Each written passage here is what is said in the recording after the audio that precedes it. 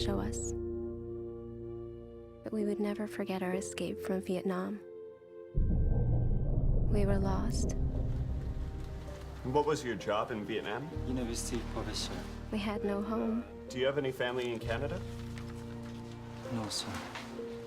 Nobody wanted us. Welcome to Canada.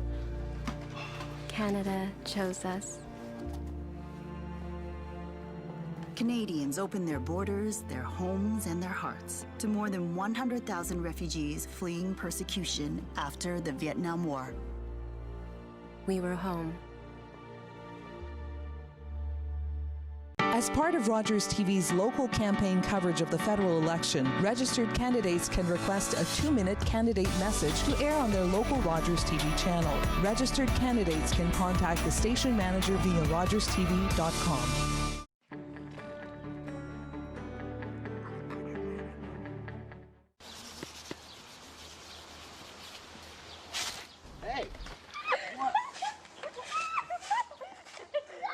The lift wasn't working and he was in pain, so I tried to lift him on my own. Yes, it's bad. I'll need help. Can I help you with that? No, I'm good. Thanks. Workplace injuries hurt the most at home. We're the generation that had it all. We're the generation that had the music and the moves. We're the generation that had a dream. We came together to feed the world's children. We came together to protect them. And in this dangerous world, we have to keep on saving them and protecting them, even when we're gone. If we remember UNICEF in our we'll be the generate better world. UNICEFlegacy.ca.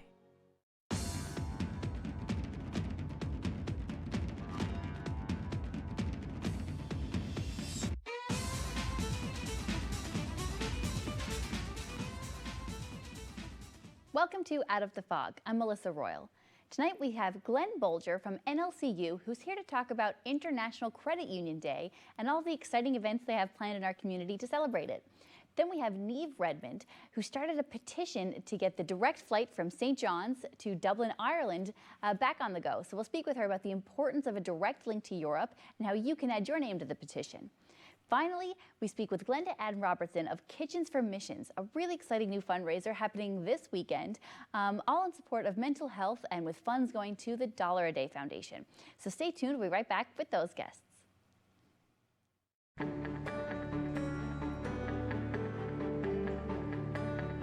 You're watching Rogers TV, St. John's. Hick Talk, start the clock. Critics everywhere agree you need to watch Letterkenny. That's a Texas size 10-4. Deftly crafted and oddly poignant. We are in the platinum age of television. Crave has every episode. Can confirm. Of every season. Get it? Got it. Good. Now that's a show. Letterkenny, now streaming. Only on Crave.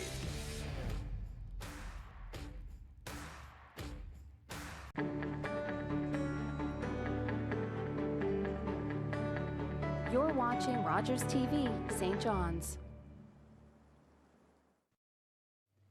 Welcome back to Out of the Fog. I'm here with Bolger, the Chief Operating Officer of NLCU. Welcome back to the show. Well, thank you, Melissa. It's a pleasure to be here. Tomorrow is a big day, not only for your credit union, but for credit unions all over the world. What is International Credit Union Day? So, International Credit Union Day is celebrated by all 89,000 credit unions worldwide. But it's extra special because here in the province, at all 12 of our branches, we make it a big day every year. And actually, 1 in 3 Canadians in this country are credit union members, and we want everyone that is in this province who are credit union members to come visit us tomorrow. And what's going to happen if we visit you tomorrow? Well, there's a whole lot of things. I mean, you know, you can't beat the cupcakes and the coffee. We'll start with that. Crowd pleasers. Exactly. So tomorrow we actually invite all of our members to come in to our branches, and we're going to actually have a draw in every single branch location tomorrow. And members can enter their name for just a $100 giveaway prize just for visiting the branch tomorrow at every single location. On top of that, though, what's really exciting this year is we have we're actually helping charities and connecting to our communities. So I'll just tell you a little bit about what we've done. So we have gone out to our employee team and asked them for 3 charities in every single location, in all 12 locations across the province and into Labrador, 3 of their favorite charities in that community. And then we've taken those charities, put them up on Facebook, and we've asked the general public and our members to vote on their favorite charity in every area. So that has all taken place. We haven't announced the charities yet. That's coming tomorrow. But the charities are then going to be, the charity that's chosen will actually be given $12,000, a total of $12,000 to all the charities, and $1,000 in each location. And that's coming from the NLCU Charitable Foundation. So that's actually money raised by our employees. Oh, interesting. And then, so what is the employee kind of take up on this? Are they involved in the kind of day-to-day of the foundation? Excellent question, actually. They are very involved. Our employee team actually are the ones who raise the money for our foundation. And every year we raise close to $100,000, all raised by our employees every single year. And since our foundation's inception in 2002, we've given back almost $1.2 million to charities in Newfoundland and Labrador. Wow. And I understand there's also some clothing drive happening this year. Is that right? Yes, there is. So on top of, I'll say, the giveaways of money to charity and to our members in the way of the ticket draw, we're also doing 2 other things tomorrow on International Credit Union Day. Each location is doing an act of kindness. So we've asked our branch teams to pick an act of kindness in their community. It could be to help a food bank. It could be a community food program, breakfast program. It could be a seniors program in their community or a cleanup program, and just perform that act of kindness in every local community where we're involved. And then on top of that, at all NLCU locations this week, we are accepting clothing for women and children's shelters from all across the province. And of course, this is not the first year that you've taken part in International Credit Union Day. What kinds of things did you do last year, and what were the outcomes? Well, actually, last year we did some similar work being connected to our communities, and we actually had a book drive last year. It was extremely successful. Our branches were overloaded with books that we donated to libraries and to community organizations, and it was a great success. We also gave away $12,000 last year to charities. So it's starting to really build momentum, and I'd ask anybody in the province, you don't have to be a member of the credit union to vote for the charities. We'd love to have you as a member. Anybody in the province can be a member of the credit union, but we certainly invite anybody in the province who would like to help a charity to go online and vote every year. And you mentioned you would, like to have more members. I mean, I guess any organization would. But what is different? I mean, I think there's always some confusion about what is different between a traditional bank and a credit union. That's an excellent question. So first of all, credit unions are owned by the people who do their banking there. So in Newfoundland and Labrador, for example, in our credit union, we have over 20,000 Newfoundlanders and Labradorians who own Newfoundland and Labrador Credit Union. And the difference, I guess, that I can say is that as an owner, the level of service that you receive is going to be completely different when you're sitting at the counter and you're one of the owners of that credit union. But we provide all the banking products and services that you would see in many of the chartered banks. But I guess the difference is, Melissa, we're provincially regulated. The money that you have with us is staying here in the province, and you're investing really in your own provincial financial institution. And it also seems, of course, that you're investing in your province by doing all these charitable and fundraising activities.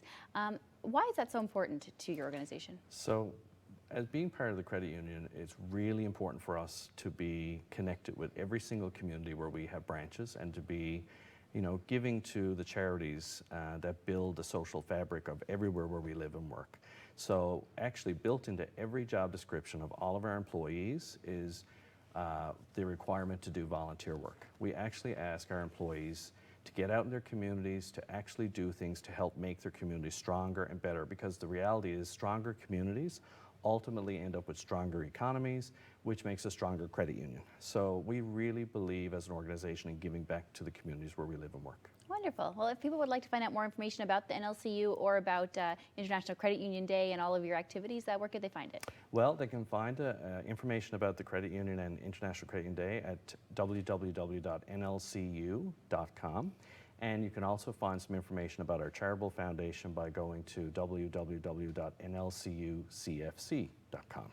Wonderful. Thanks so much for joining us again this year, and good luck with International Credit Union Day. Thank you, Melissa. It's been a pleasure. We'll be right back with more Out of the Fog. All right, girls.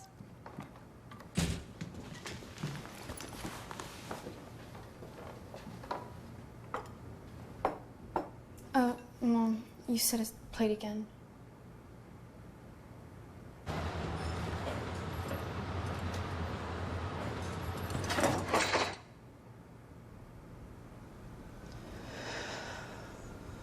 Workplace injuries hurt the most at home.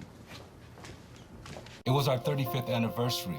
To celebrate, we were on our way to Mama Rosie's, where we had our first date. That's when we heard coming from the radio. So we stopped and listened. It helped us get to safety. So when I think of our anniversary, because now we have even more to celebrate.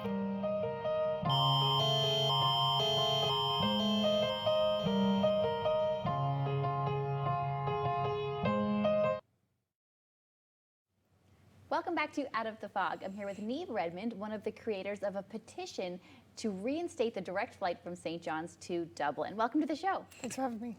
So it's an interesting cause. It's definitely something that's been bandied about and talked about here since the direct flights to and from Europe have kind of been taken away. What spurred you to actually take this step to start a petition? Yeah, absolutely. So I am, if you haven't already picked up from the accent, I'm Irish originally. So I have been living in Canada for 10 years, but myself and my partner, we recently moved back to St. John's. My partner's from St. John's. So for me personally, obviously it does impact me in order to get back to my family. You would think that you move from one side of the country, west coast to east coast, I would be closer geographically to Ireland, of course. But realistically, it takes as long, if not longer, and it's more difficult, more expensive to get home. So that's the personal motivation for me. Obviously, though, there's a lot of other people involved in this, and it affects a lot of people. So I guess I was looking at it, and I just noticed people online. There's like social media groups online, people complaining about this, and I felt there was lots of pockets of people. So what could I do, like with my skill set in digital and whatnot, what could I do to help bring attention to this cause? And I decided to set up this online petition so that people could go to it, add their name, sign, and we could collectively, fight for this cause. So there currently is no direct flight from Newfoundland to Europe, is that right? Correct, yes. And so what is the history of that? Has there been a flight recently? I know that I think WestJet stopped a little while ago. Air Canada's is on pause, I think. So yeah, tell us a little bit about that. Totally. So November 2018 is when the WestJet flight was stopped from Newfoundland, from St. John's to Dublin. And there's a huge, obviously it's not a black and white issue, there's a lot of context around those decisions, but Halifax realistically petitioned very aggressively for that flight and they got that route. Obviously it's almost a year since that happened. Subsequently, obviously, the other flights were grounded. The Boeings were grounded, so that's why there's no direct flight safety from issue for those particular planes. Yeah, exactly. From St. John's to Heathrow, so that it means that there's no direct flight to London. So right now, currently, there is no direct flight whatsoever from Newfoundland to Europe.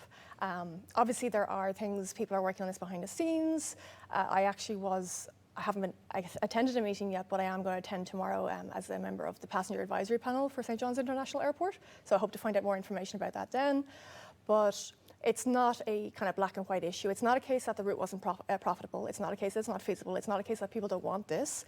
And it does impact people very negatively. So I guess I and other people want to just bring attention to the cause to our minister, to people in power that have influence on this, so that to show them what's the status on this? What can we do? What's happening?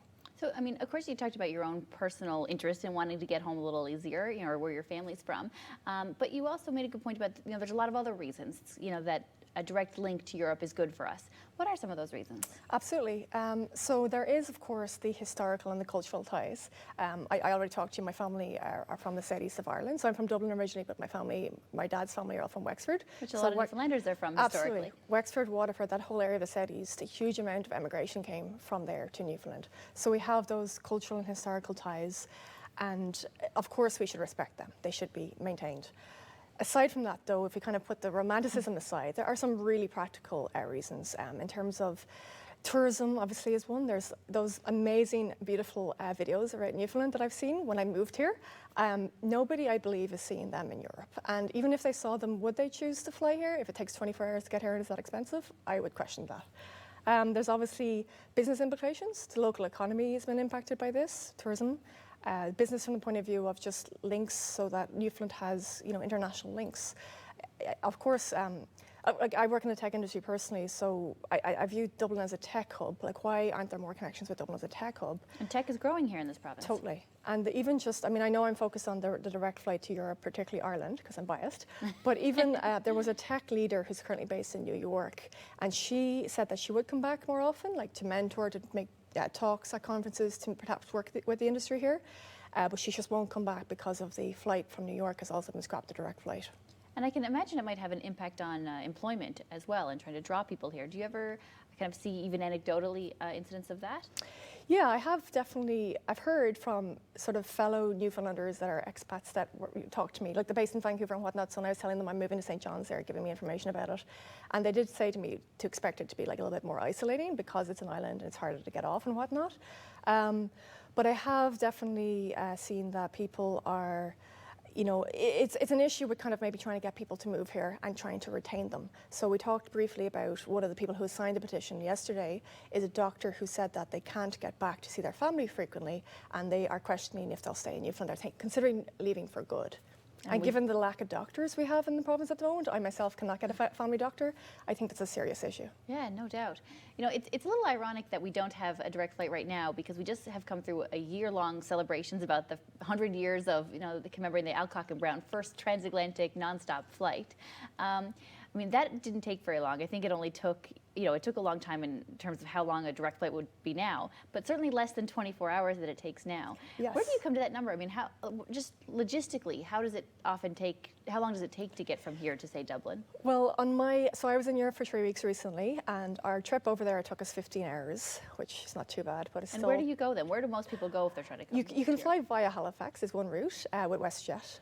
I'm kind of boycotting them because they got rid of the flight. But no, it's not. The truth is I didn't go with that route because the dates didn't align for us. The dates that we had, the route we had to fly was via Montreal with Air Canada.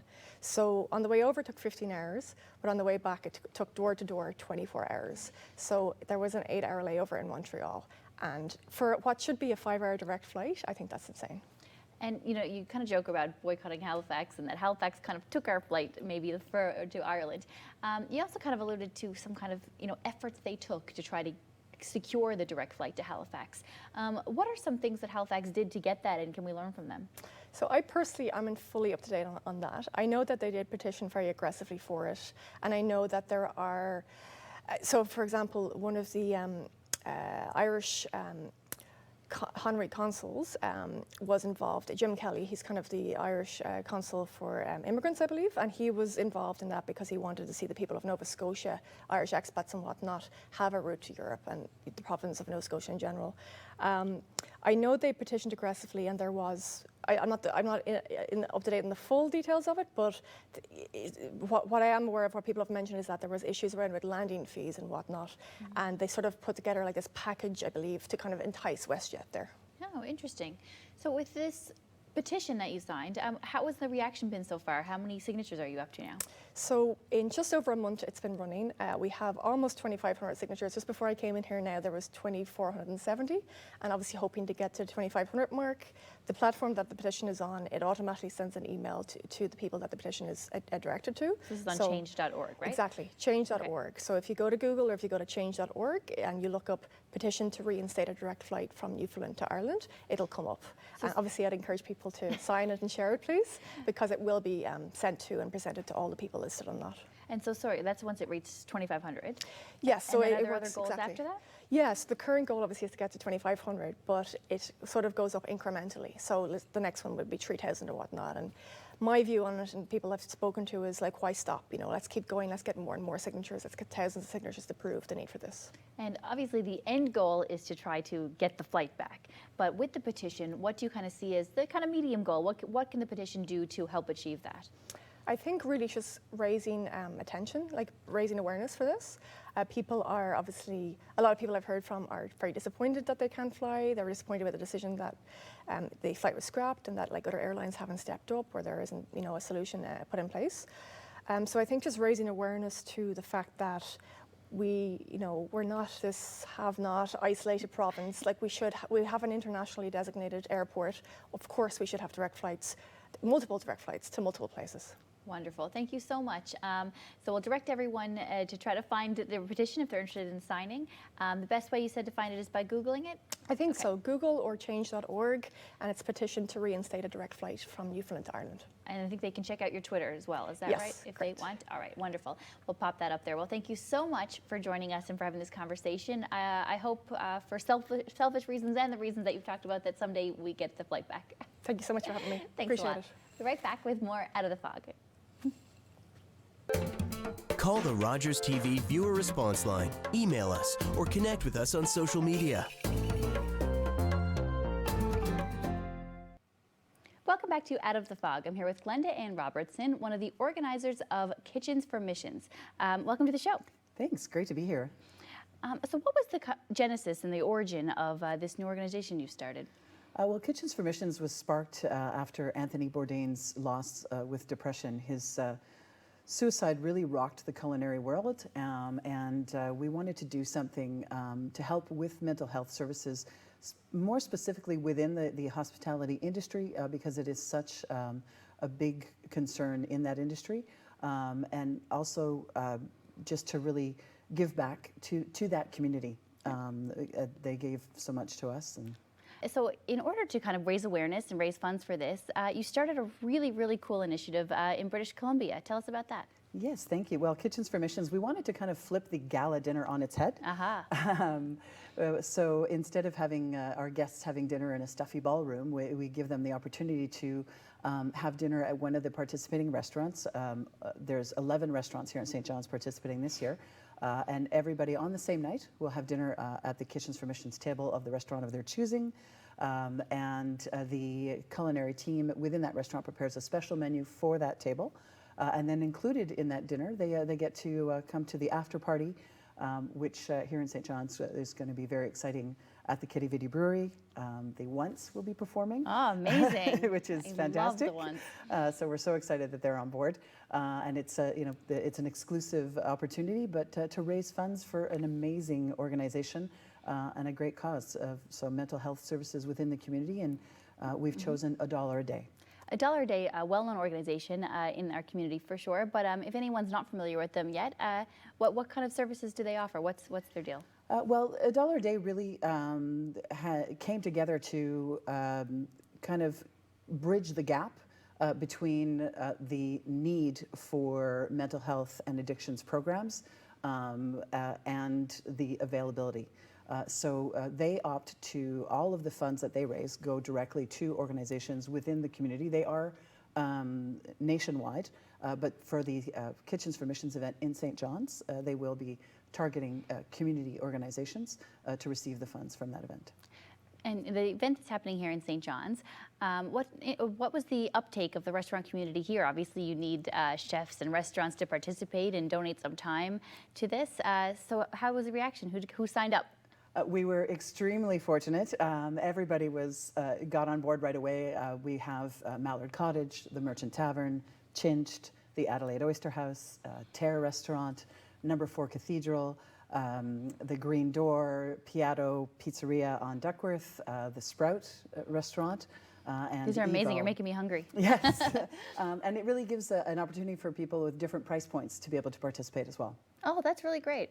And so, yeah, that's a bit different about this one, that everyone's not eating together. You can have a different type of restaurant that suits your fancy and then meet up. So when they all go to the Kitty Vitty Brewery you mentioned, and I guess the Once is playing, is there a chance then to learn more about this organization as well? There is indeed. There'll be even a chance to sign up as $1 a dayer if they so choose. Wonderful. There'll be a silent auction. It's in order to raise more funds with some really phenomenal items to choose from. And just to chat more about mental health and really kind of break that stigma and have the conversation, open the conversation to mental wellness. And this is happening here in St. John's right now, but you have some history of having this in British Columbia. How kind of nationwide do you think this can go? We're hoping to go coast to coast. I mean, right now, last year was Victoria, where we raised just short of $15,000 and provided about 1,200 affordable counselling sessions to Victorians. And so we'd like to double that amount here in St. John's. So we're challenging you, Ambitious, St. John's. I like it. to do that for $1 a day. And then eventually, I've already been asked to host one in Halifax in the spring, and so we'd like to see it go coast to coast. Wow! And I understand you have some special guest chefs coming here for this weekend. We do, in Who fact. can we expect to see? Sheriff Derek Reinhardt, who was actually a sous chef that was here with Anthony Bourdain when he filmed Parts Unknown here in Newfoundland. And he'll be flying in from Montreal. He's the chef at the McKiernan Luncheonette. He'll be preparing the meal for the Kitchens for Missions table at Mallard Cottage on Saturday night. It is kind of a nice link back that it comes full circle. You know that one of Anthony Bourdain's last shows that aired before he unfortunately passed away was shot here in Newfoundland and Labrador. And it was really a great showcase of the culinary scene here.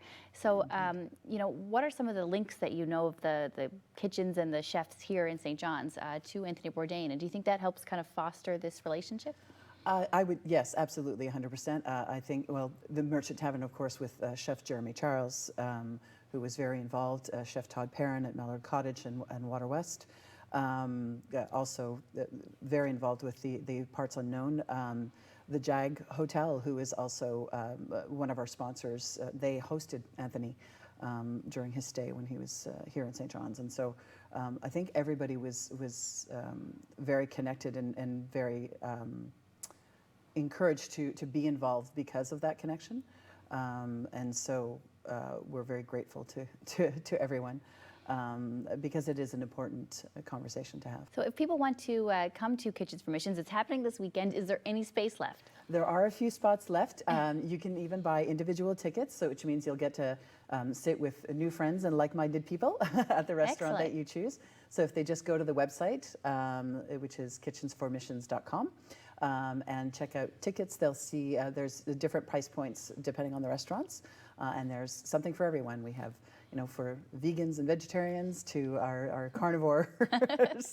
Omnivores. We'll all be happy. Exactly. Wonderful. Well, you got to eat Saturday night anyway, so might as well do it for a great cause. Exactly. Yes, thank you. Thanks so much for joining us, and best of luck with your event. Terrific. Thanks very much, Melissa. We'll be right back with more Out of the Fog.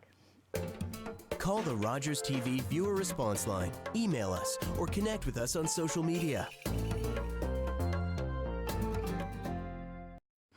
Thanks for watching Out of the Fog. Hope you enjoyed our show this evening. Be sure to check out Niamh's petition. You can find it through her Twitter handle or on change.org, and add your name if you'd like to see the flight from St. John's, Newfoundland and Labrador to Dublin, Ireland reinstated.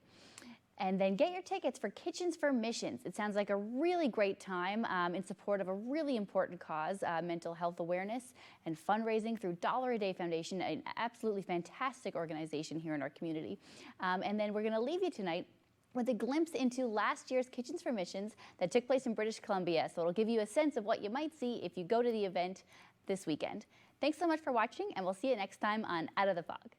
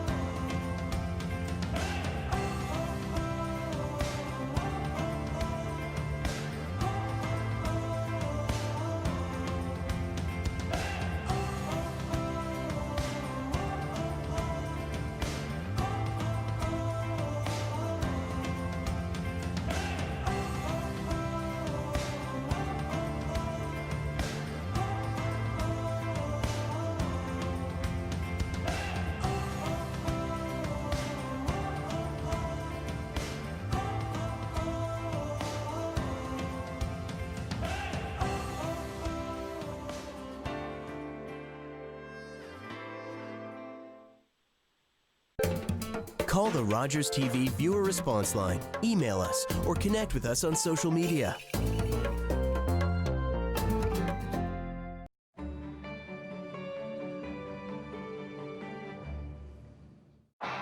With NHL Center Ice, you get a premium ticket to the games you want every night of the season. With up to 37 out-of-market games a week to choose from, you'll get more goals, more saves, more non-stop action from the teams you love. NHL Center Ice, part of the Rogers Super Sports Pack. All this for only $35.95 a month. Order through your remote on Channel 431 or call 1-888-ROGERS-1 today.